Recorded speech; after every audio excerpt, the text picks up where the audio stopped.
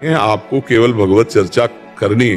मान लो भगवान को विराजमान करके भागवत के 2 अध्याय हिंदी के सुना रहे हैं आप नियम पूर्वक, तो आप जब सुना रहे हैं तो आपके गर्भ के संस्कार अच्छे पड़ रहे हैं। आपको आधा घंटा नाम कीर्तन करना है, राधा राधा राधा, वो आपको आनंद आए ना आए, आपके गर्भ के संस्कार पड़ रहे हैं। जो गर्भस्थ शिशु है उसमें संस्कार पड़ रहे हैं। आप सात्विक भोजन करें और जब से गर्भ हो तब से ब्रह्मचर्य रहें।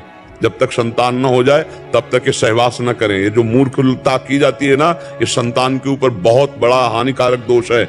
उसके अंग प्रत्यंगों को कमजोर करना, उसकी बौद्धिक शक्ति को कमजोर करना, उसके अंदर कामादि विकारों का भारी सृजन करना। जब गर्भस्थ शिशु होता है फिर माता पिता सहवास करते हैं, ये बहुत हानिकारक होता है। इसलिए ब्रह्मचर्य का पालन करें जब तक संतान उत्पत्ति न हो जाए, बहुत सावधानी से। जब तक गर्भ प्रकट न हो जाए तब तक संयम से रहिए, नाम जप करते रहिए और भावना कीजिए कि मेरा गर्भस्थ शिशु भगवान का भक्त हो। तो निश्चित माँ के द्वारा किया हुआ चिंतन जो गर्भस्थ शिशु है उस पर बहुत प्रभाव पड़ता है। जैसे गर्भ में शिशु है और जो लोग संयम धारण नहीं करते तो बहुत तरह से उस शिशु के संस्कार और उसके स्वास्थ्य पर प्रभाव पड़ता है। वो गर्भ में ही संस्कार की रचना हो रही। नारद जी आए और देवराज ने से कहा तुम्हारी बुद्धि बिगड़ गई है, तुम जिस गर्भस्थ शिशु की हत्या करना चाहते हो तुम्हारी सामर्थ्य नहीं उसकी हत्या कर सको, क्योंकि इसके गर्भ में जो बालक है वो महातेजस्वी प्रभु श्री हरि के चरणों का दासत्व लिए हुए है।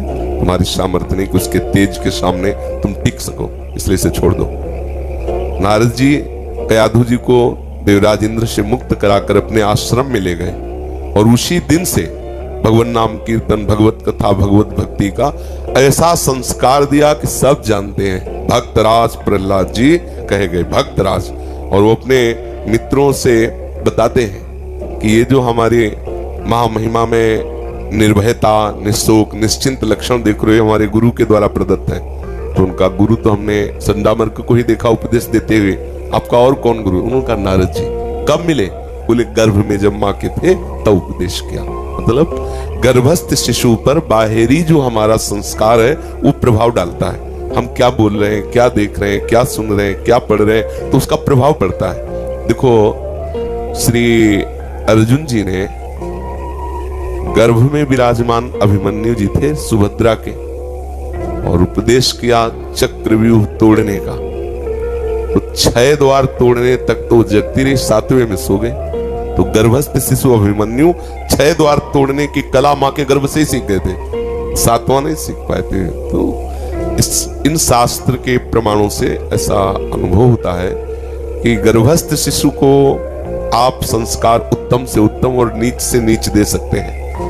मान लो गर्भ में शिशु है और आपका खान पान, आपका व्यवहार, आपकी बातचीत, आपका तो वो संस्कार उसके बिगड़ रहे हैं। और यदि आप भागवतिक हैं तो भागवतिक संस्कार होंगे। बड़ी भाग्य है आपके जो आप अपने गर्भस्थ शिशु को भगवत भक्त बनाना चाहते हैं। कि तुमने संस्कार अपने ठीक नहीं रखे तो हमारे संस्कार कहाँ से ठीक होंगे?